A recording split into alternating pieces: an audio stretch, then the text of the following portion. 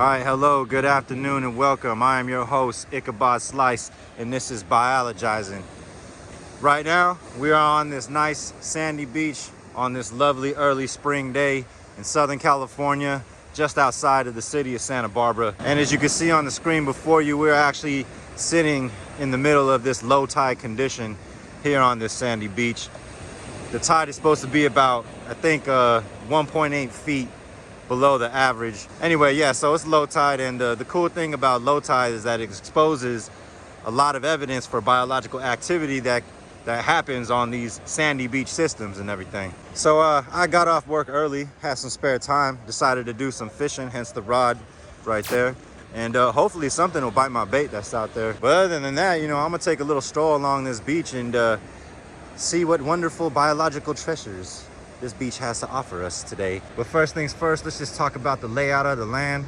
You can see right there, inland, we got those large boulders right there. Those obviously were placed there by civil engineers to stop erosion of the coast. And this sand, I wouldn't be surprised if this sand was trucked in and everything. So, you know, this beach could very well be artificial. Nonetheless, it's obvious that there's plenty of sand here, and this abundance of sand can act as a refuge for sandy beach adapted organisms. So if you find yourself walking along the sandy beach in Southern California during the early spring, more than likely you're going to come across one of these organisms in which I'm about to talk about right now, because they're everywhere. They're everywhere along the surface of the sandy beach right now. And here it is. Boom, right there. So what I got right here in my hand is a member of the phylum Mollusca in the class Bivalvia.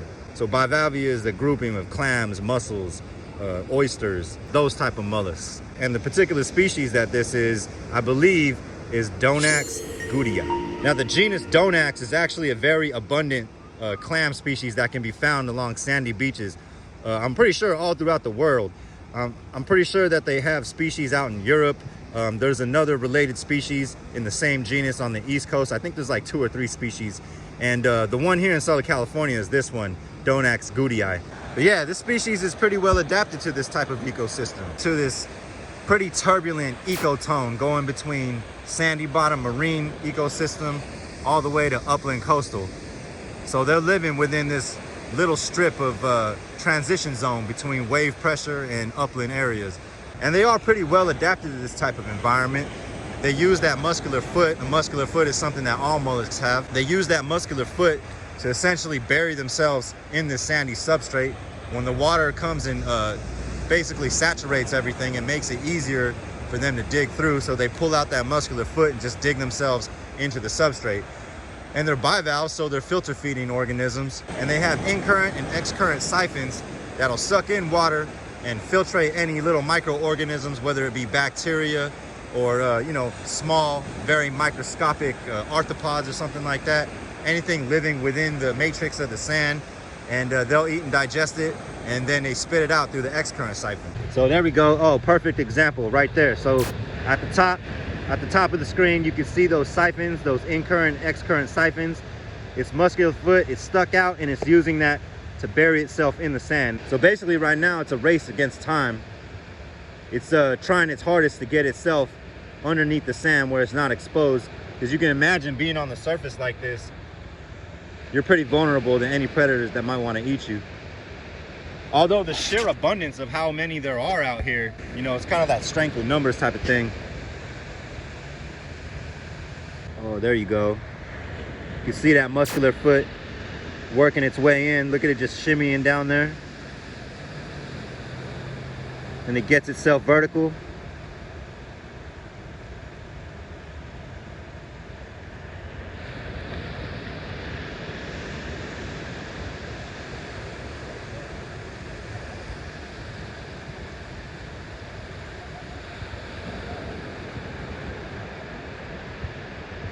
And that's how it's done, ladies and gentlemen. Now looking at all these right here, these are probably the unlucky ones that got left stranded on the upland sections of the beach right here. It looks like they tried to bury themselves, but without success because the water retreated too fast, it seems. Doesn't mean they're dead though. I doubt they're dead. The tide's gonna come back up and they're probably gonna get reanimated and everything, and go back to doing their thing. But yeah, come out here during the early spring, you'll see thousands of these. Some certain beaches in Southern California, you'll see like straight up millions, maybe even billions of them. They can straight up cover the beach easy. But it's only a short window in time where you're able to see that, being the early spring. So apparently Native Americans would harvest these and eat these. I don't personally know anybody who eats them. Maybe one day I'll try them in the future. Now, I don't know how much anybody knows about clams, but I know one of the biggest questions I had when I first started looking into bivalves was, you know, where's their face and everything? And yeah, they don't really have a face, but they do have a front, bottom, left, and right. So right now we're looking at its dorsal side. So that's the back right there. That's the front. Right here, this is the right side, and this is the left side. So the muscular foot would come out the bottom right here, and those two siphons would come out the top. Also on the back right here, this hinge part right here, that's called the umbral, the hinge joint for all bivalves. So if I was to pry this open and put it under a microscope, just underneath this umbral to the side, to either side of it, there would be these things called cardinal teeth. And those are basically, I think they're just like locking mechanisms. When they close their shells, these teeth kind of lock together to help keep it closed. So also underneath the shell, bivalves have a series of adductor muscles. These are just muscles that attach from one side to the other, and they contract and release in order to open and close the shell. I'm not gonna pry it open because I don't want to be that abusive to these things. But anyway, there's one more thing I wanted to talk about that's associated with Donax gouldii, and that's that right there. I don't know if you can see that. You see those threads kind of just sticking out of the sand like that? Let's pull it up. Oh, look. It's attached to another one of those bean clams.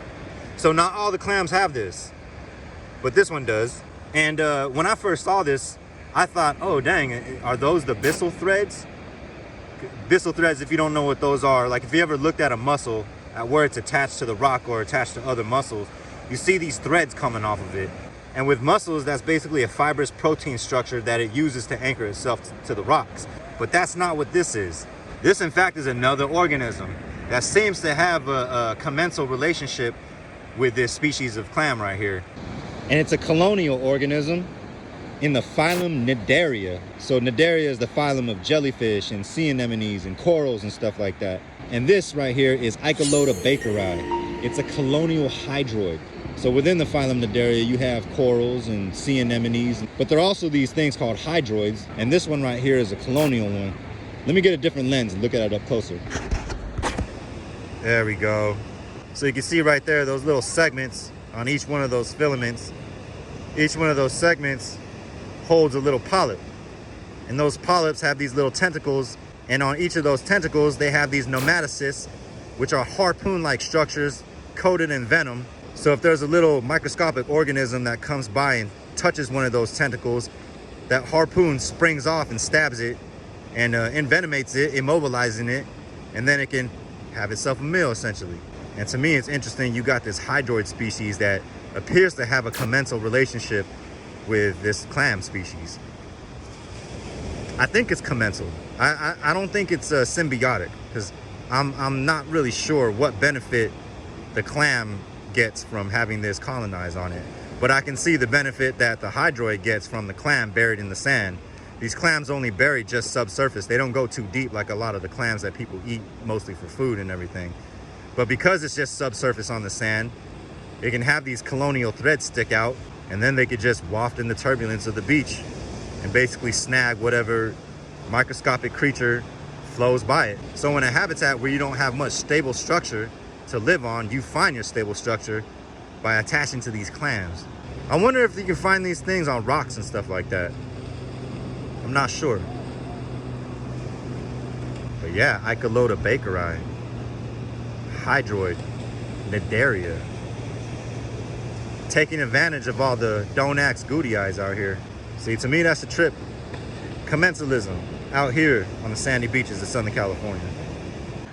You know, after handling that hydroid, my fingertips are starting to feel a little bit raw. And I'm pretty sure it's because of those nematocysts. I wonder if that's a thing, if people know about that. Anyway, look at this over here. All right, right here we got the remains of Dendraster excentricus, aka the Pacific sanddollar. This is a dead one. if it was live, it would be covered in all this tissue and, you know, the spiny skin that is indicative of all echinoderms. And that's the phylum that this is in. It's the phylum Echinodermata, phylum of spiny skinned invertebrates, and it is in the class Echinoidea, which is the class of sea urchins. So this is more related to sea urchins than it would be a sea star or a sea cucumber or something like that. And you can see with the pattern that it's got going on right here, you know, you can see kind of the similarities that it would have with its sea star-like cousins. You know, it's kind of got these like pentamerous sections of its body.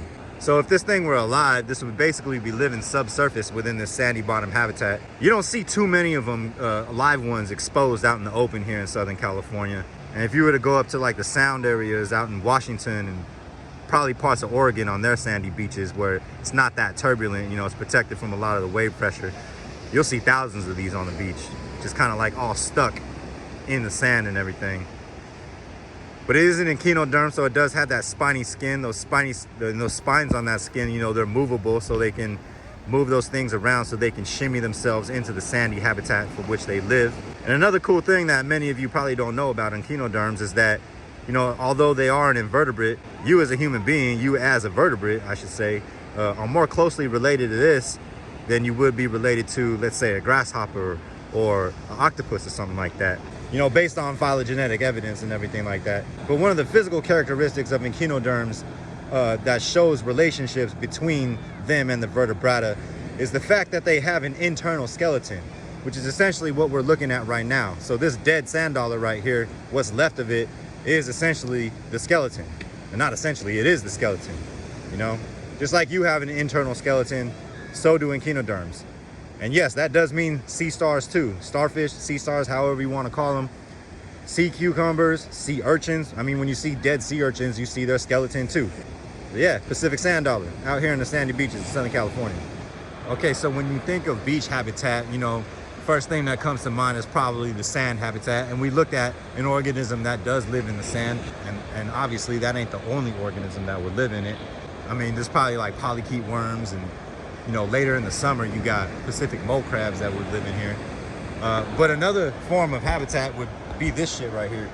This kind of ocean-born rat. Rat spelled W-R-A-C-K. But yeah, this provides homes for little critters too. So let's take a look at it. Okay, so I thought I had a bite, but all it was this kind of marine rat that got stuck on my hook, and I pulled it up. I mean, as you can see here, we have a handful of organisms here. We got this sea lettuce right here in the genus Ulva, Chlorophyta, green algae group. And you know, and an interesting thing is that a lot of this floating stuff can serve as ample habitat for other organisms. Hence this right here.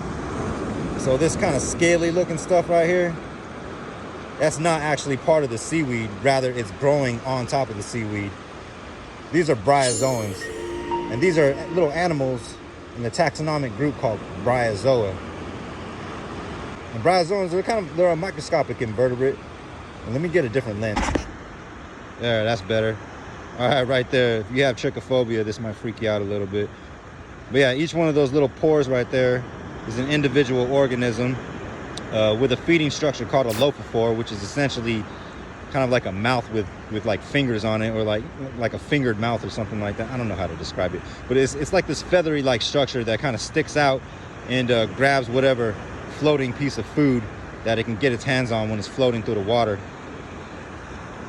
Colonial organism, they won't just grow on seaweeds. They like really smooth flat surfaces, so you'll see them on rocks, you see them on pier pylons, etc. We got this Zostra right here, surf grass. This green piece right here.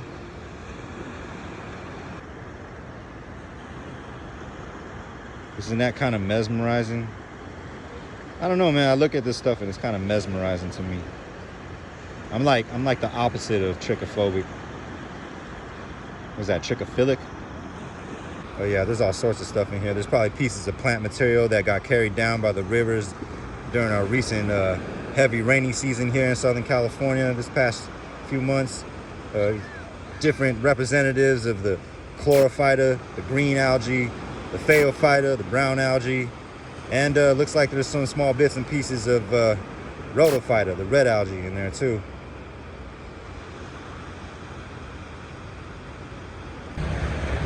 right, tide's coming in, more people coming in. I don't know, sort of killing the vibe for me. So I'm gonna go ahead and end it right here. So yeah, thank you for watching this video and listening to me talk about, you know, some of the organisms that you might find here on the Southern California sandy beach in the early spring. But yeah, I appreciate y'all watching this. Just remember, keep your decisions scientific. Stay away from all the gimmicks. I'm Ichabod Slice. Peace up, peace out. Go ahead and learn something.